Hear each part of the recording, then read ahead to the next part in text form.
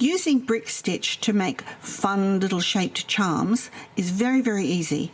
In this video today, I'm going to show you how to make this little chick, and it will show you all the ins and outs of the techniques.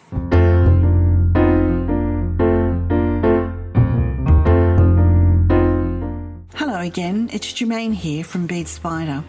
I've been having so much fun making these lovely Easter bits and pieces here.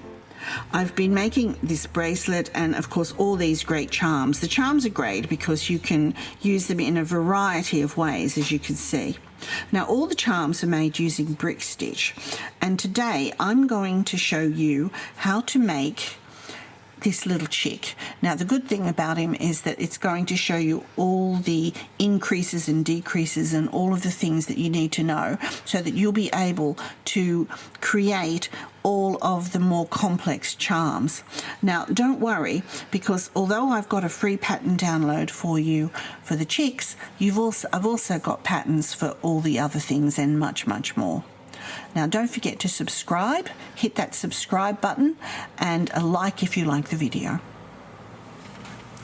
Now the first thing, before we begin to make our little chick, you need to download the pattern. Now this is a free download for you and it's available, the link is below, but it's also on our website beadspider.co.uk, so download that first. However, don't worry, if you want to make all the other shapes and bracelets and bits and pieces, we actually have available for you as downloads a pack. Now this isn't free, but it's not expensive.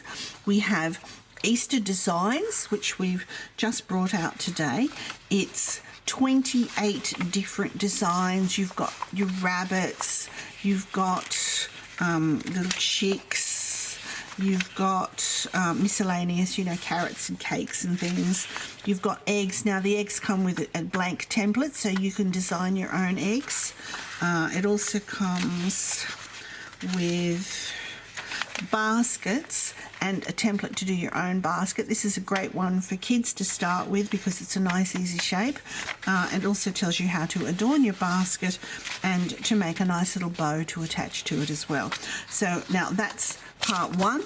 Part two that comes with the download is creating shapes with brick stitch, and this is a great in-depth tutorial on with lots and lots of diagrams on how to actually do your decreasing and your increasing, and this is perfect for those people that, you know, that like to have written down exactly what to do for reference, even though I'm going to show you later in the video. And the last thing we've got, which comes in the bundle as well, is our Easter bracelet. Which the great thing about this, now this is done with square stitch, but you can also do it on the loom. This also has a supporting free video, which the link again is below. But you've got your technique instruction, but you also have here all of your templates to make your little bunny bracelet. Now we've separated them all out for you because there's chicks and everything, so that you can mix and match your bracelet. Now if you look at the one I made, I used, you know, the little flower and the eggs and the bunnies. I didn't include the chick, but you know, you might like to put chicks and bunnies and eggs and however you want it. So that all comes together, and the link for all of that is below. So go and download your free pattern for your chick, and then we'll meet back in a second and I'll show you how to make it. This is the free pattern download of the baby chick, and hopefully you've downloaded it. If you haven't, the link is below. I'm choosing this one because you've got lots of increases and decreases. You've even got a gap here down the bottom for the feet, so it's a great one, and you've got a little bit of colour in here as well, so it's a great one to show you how to use the pattern and how to increase and decrease. Now as you can see, it says start here, and then we're going to be working upwards from here, and the reason will become apparent later on that we'll do this at the end because it's too difficult to do this at the early stages. So we're going to start here and we're going to start picking up our beads from here, but I'll show you that later on. What you will need before you begin, as you see, you've got A, B, C and D colorways, and I've chosen those here. So I've got, this is my yellow chicken. This is for his beak and his feet, his eyes and his little cheeks.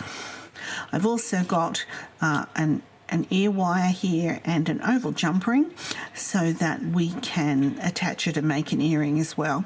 Lastly, I've got a needle with about 1 metre of bead weaving thread attached to it, and some scissors and some chain nose pliers to do the earrings at the end. This starting row here, as you can see, it has B, D, 2 Bs, a D and a B. Now to start it, we're going to use what's called ladder stitch. So I'll just pop this out the way, and I've got my B and D colours here ready. Obviously with this, most of it is using the B. These are Preciosa size 10 seed beads, but I'm sure you could use any other seed beads.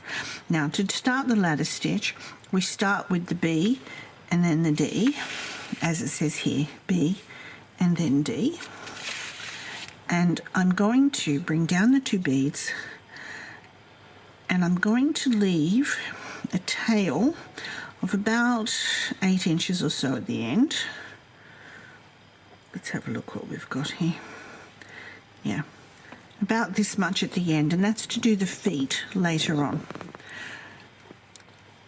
I've done the B and then the D, and I've got the thread coming back around, and I'm going to go through both of those beads again to form a ladder. Now if you hold them with your fingers, they won't run away from you. And now I'll pull up the thread and see how they sit on top of each other. We actually want them to sit side by side, so I'm just going to maneuver them. Now the first row is always the hardest. I'm going to maneuver them so they sit side by side, and you can see that the thread is coming out of the bottom of this orange one.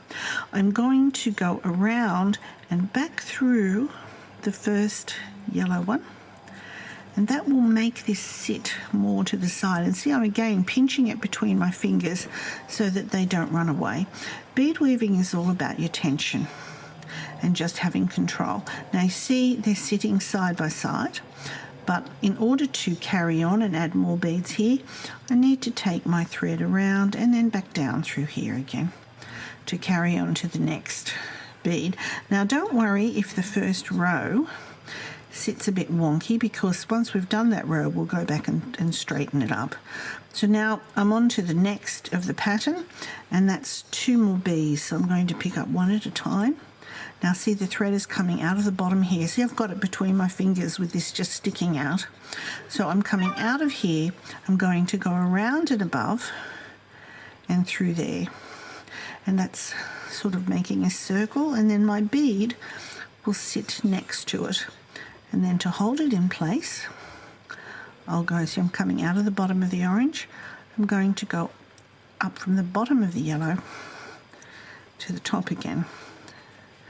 And now I've got 3 of them, but as you can see, they're not sitting marvellously, but don't worry about that. So the next bead is another yellow. So I'm coming out of the top of this yellow. I've picked up a yellow and then back up through the bottom. And then to secure this new bead in place, pop it in position and then go back down through it again. So you can see I'm just going around and around. Now the next one says it's a D, so I've picked up an orange, so I'm coming out of the bottom, go around and up through the top. This is a ladder stitch. Okay, coming out of the bottom of the yellow, just come across and up through that orange. And now finally my last bead is another yellow, coming out of the top, around and up.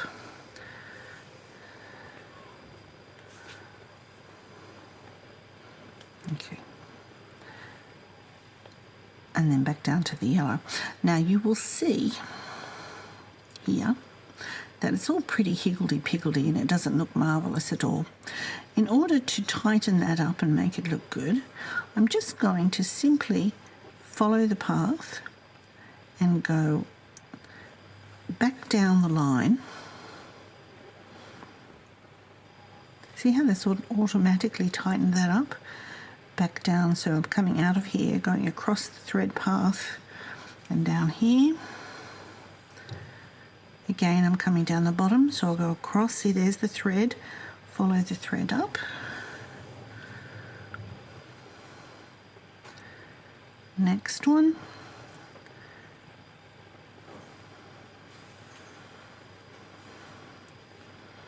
And then finally, up through my very first bead again. And you'll see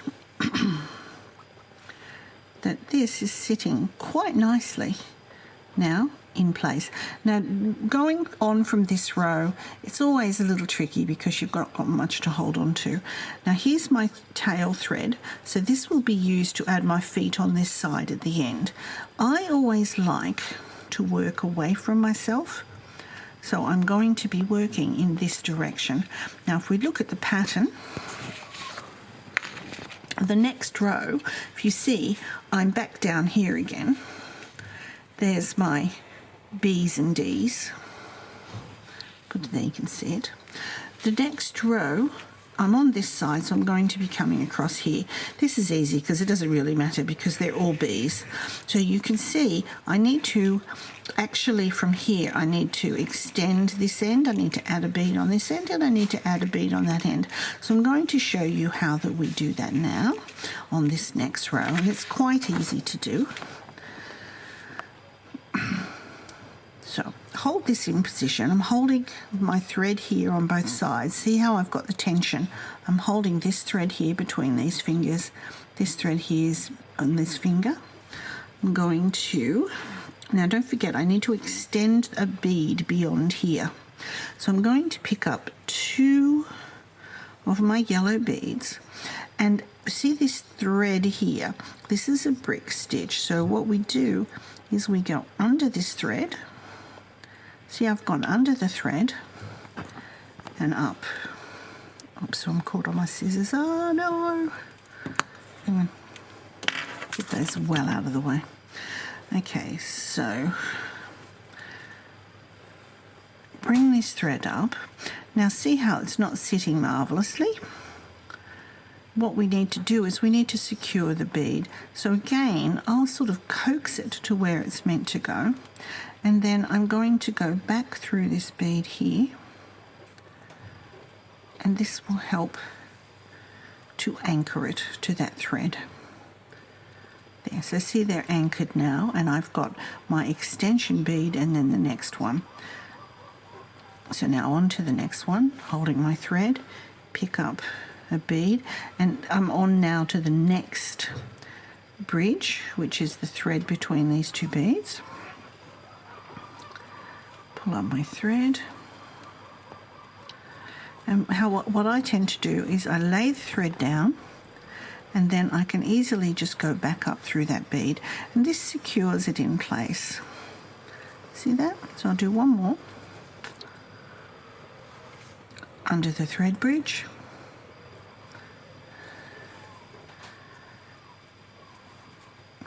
Lay your thread down. Once you get past this first and second row, it's much easier to hold. Up through that bead to lock it in place. And just continue on to the end, and then I'll show you how to extend at the other end. Under the thread.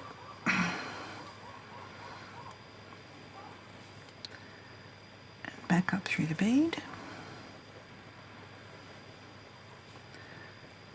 Oops. Under the last thread bridge and back up through the bead. Now we need to extend on that other end. I'll just show you how to do that. So I need this to overlap at this end. I've got nowhere to go, but it's quite easy. Pick up your bead. You're going to go back under this same thread bridge. It can be a little fiddly, but you can just, there you go. See, I'm under there.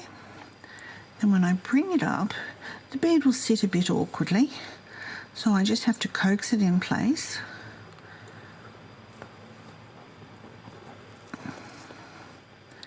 And then back up through that bead again, just like I've done before. and wiggle it in place, and there, now I've got my extension. Now I'm ready to go on to my next row, but as I said to you before, I turn it over so that I always work away from myself. I find it much easier. Now if we go back to the pattern, you can see again I have to extend, which I'll just zoom through that row pretty quickly, and then I'll show you here how to decrease. So I'll just do one end. Remember, it's 2 beads through the first little thread bridge, bring them up, wiggle them in place a bit.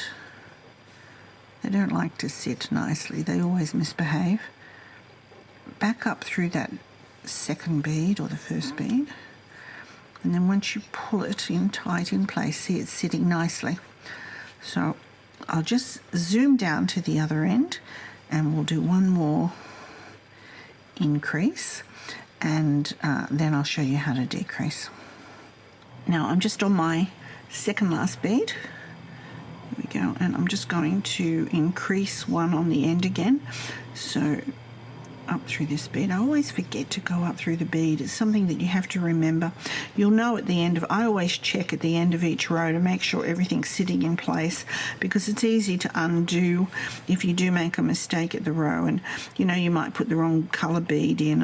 I'm notorious for doing that. So it's always good to check. So here, I'm coming back under that same thread bridge again. Bring up the bead. Now, and then finally go up through the bead. Okay, so there's my row and I've checked it. I mean, you can even check the number of beads and make sure you're right. Now, if you remember the next row on the pattern, which are also all the yellow beads, but we come in 1 bead. So that's an odd number of beads. So if we're just coming in 1 bead, it's very easy. Pick up 2 beads, miss the first one and go through the second thread bridge. This is nice and simple. Now you'll see they're not sitting marvellously, so go through the first one. Now you can leave it like that, but see how it's not sitting great. So what I tend to do is I'll go through the second one again, and then I'll just bring this up and go through that first one again, because that's where I need to come out anyway to just continue in my next thread.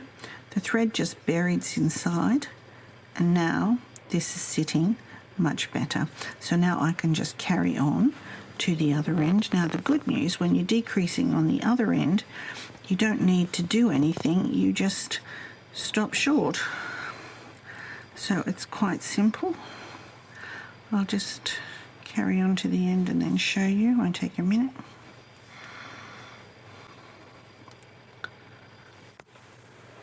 Up through there.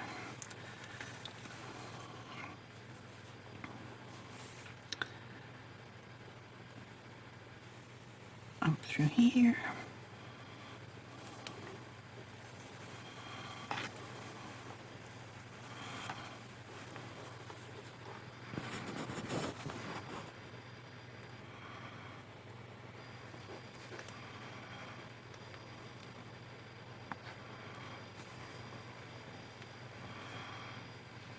So here I'm at the last one. So literally all I have to do is go through the last bead thread, put on my bead,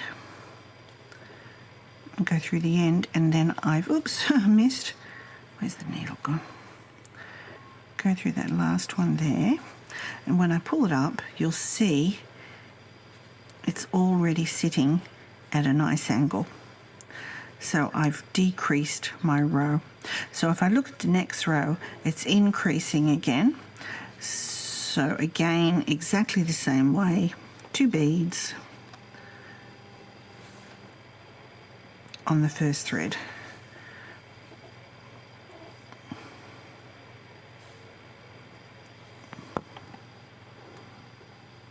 And then back through the first one again. And and then I can just carry on. So now if I just go to the pattern, we're here. So I'm just going to do this extension row because you know how to do that, and we've got the decrease row, so I'll show you this decrease again, and of course I'm going to bring in the colour. So I'll carry on until I've got to here. I'll show you a decrease, and then I'll just bring in a colour, and then I'll just continue all the way up, and then I'll show you this last little bit at the top. Now I finished this row and I'm up to here, so I'm just about to do the decrease, and which I'll show you again in case you've forgotten. So I've got 1, 2, 3 yellow beads, and then I'm going to put in an orange bead. So I'll just show you this little bit, and then I'm going to continue on, and I'll meet you back when we get to this point. So remember to decrease. You pick up 2 beads, you miss this first thread, you go on to the second thread. Now the reason you pick up 2 beads, which is quite interesting, if I only picked up 1 bead, you would see the thread on the outside of the bead. By picking up 2 beads, then you don't see the thread, because see, I don't have any thread showing on the outside here, and that's, you know, it doesn't make it look very nice if you have the thread showing. So I'm picking up the 2 beads, I'm missing the first thread bridge, going under the second thread bridge. When I pull it up, they don't sit nicely, so I go through the first bead,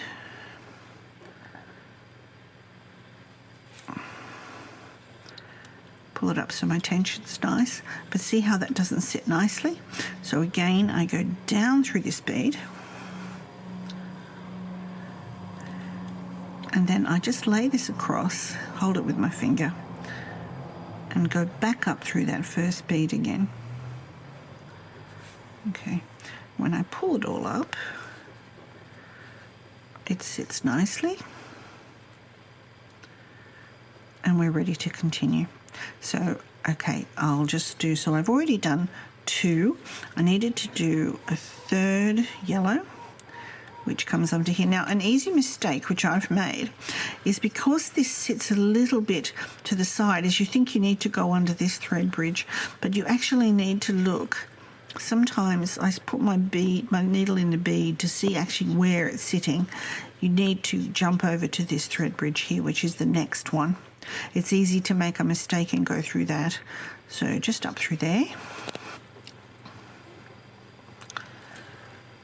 And then up through the bead. Because when you pull it, see that's in position now.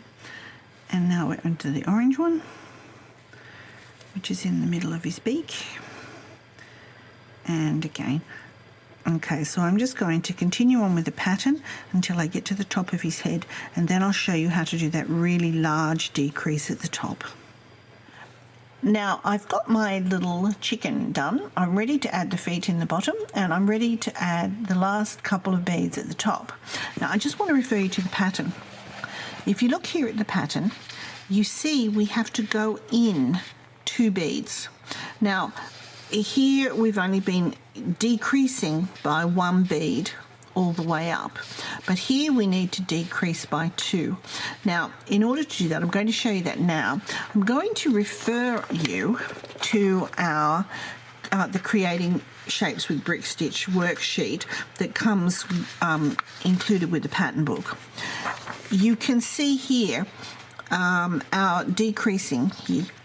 That's what we've been doing so far. We've been decreasing by 1 stitch. So we've been coming from the end, adding 2 beads and going under the second bridge, and then obviously going back up that first bead again. But now if I turn a page, and if we look here, we've got to decrease by 2 beads here. So how we do that is we take the thread from this first bead, we go down the second bead, across and up the third bead, and then we add our 2 beads, and that's what I'm going to show you right now. So I'll just pop that out the way. So, need to change my glasses, pardon me a second. Okay, Great. So I'm coming out of this end bead.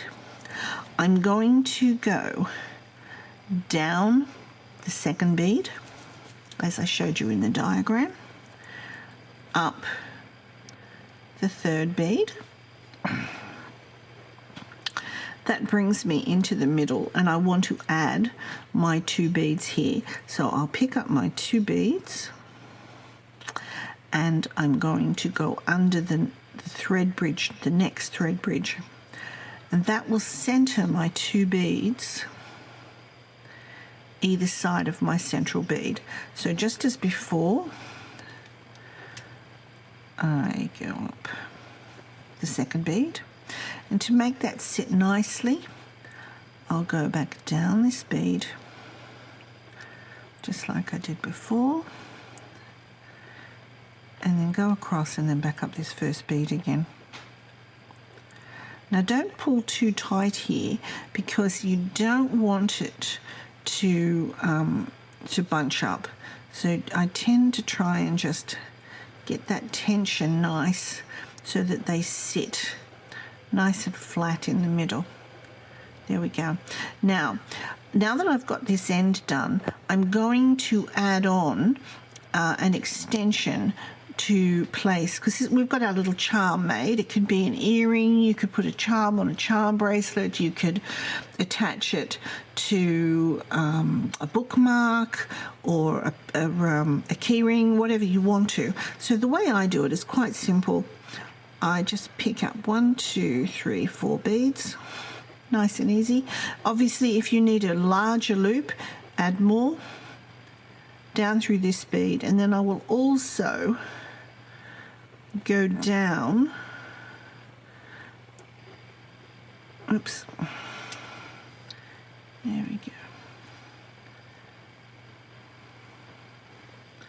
get them sitting in position. There we go. Now I'll go across again and up and down again for strength. Oh, that tail's a bit long now. And back down. Now that's going to line them up nicely. I mean, if you're really going to be putting it on a key ring or something, you could even go up and down again if you want.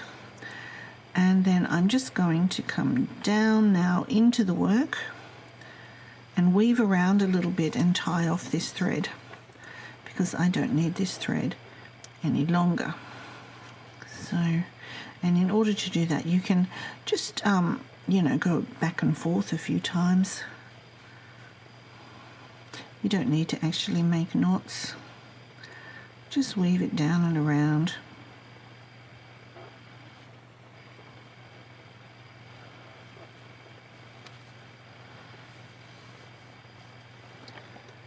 Just however you like, really.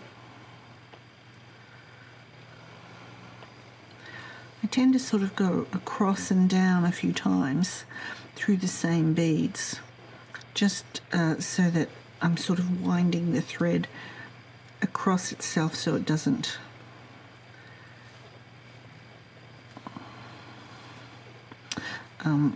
it can't unravel. Where am I? I'm there. I'll just go down through here, a couple of beads, and I'll finish off. There you go. See, that thread's not going to come undone now. And I could just bring in my little snippets.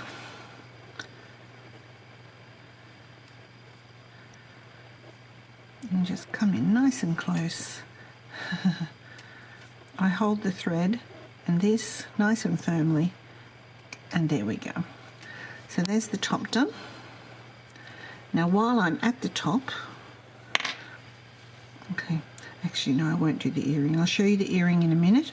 I'll come down now and I'll do the feet. I've picked up my tail thread with my needle, and now I'm going to add in the feet. So if I just show you the pattern quickly, and I'll turn it the same way. This first pair of feet is just one decrease in, so we know how to do that. So I'll just pick up 2 orange beads, miss the first thread and go through the second, and just like we did before,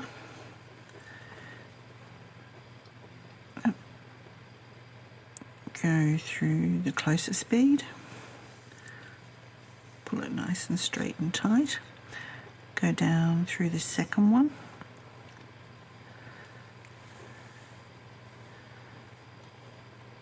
sit them nicely. They tend to want to sort of bunch up a bit, and I'm going to just cross over and go back up through this bead again. And I'm just going to fiddle with them so they sit nicely. So see how it's sitting nice and flat. Now I need to get over to come out of this bead here so that I can put the 2 seeds on the other side, because if you look again at the pattern, my 2 beads are here with the gap in the middle. So how we're going to do that is, obviously I can't go down there, so I need to come back down through here again, which I will do. I'm then going to come down through this first orange bead. There we go. Up through the next.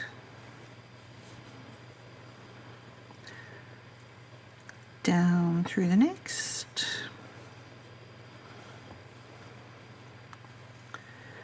And then back up through the bead that I want to exit from.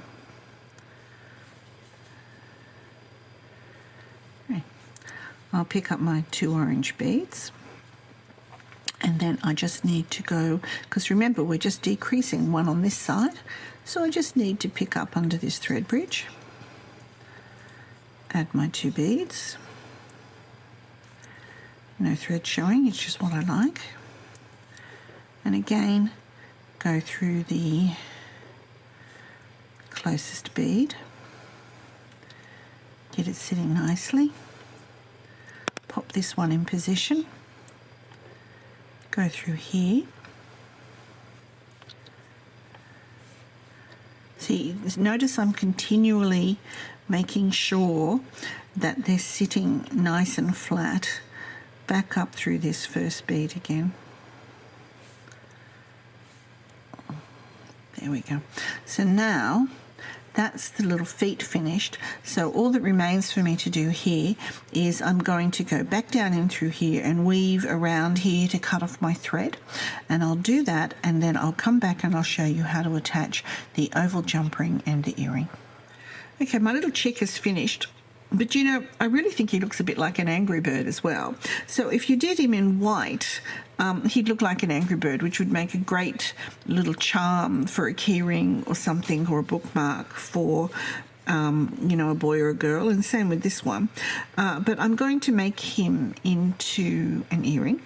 Now I have here what's called an oval jump ring. Now if you haven't seen one before, well, obviously they're oval, but you see how the opening here is at the side. So whereas with a normal jump ring, which is round, the great thing about this, because the opening is at the side, it tends to be more secure because your finding sits on the top and the bottom, so this gap doesn't tend to be where it can open, so which makes it a little bit more secure. So how you open it is exactly the same. It's just literally forward and back like so.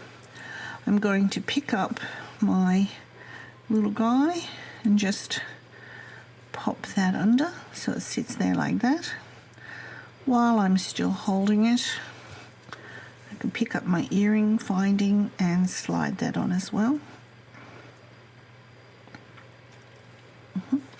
And then it just remains for me to close it, and you close it exactly the same way. Now you can do it with your fingers and one pair, or you can use a second pair of pliers and just bring them together, and that's all you need to do. Now I've got my little earring, and here's one I made earlier, so now I have a little pair. I hope you enjoyed making this, and I really hope you have a very happy and safe Easter, and I'll see you next time.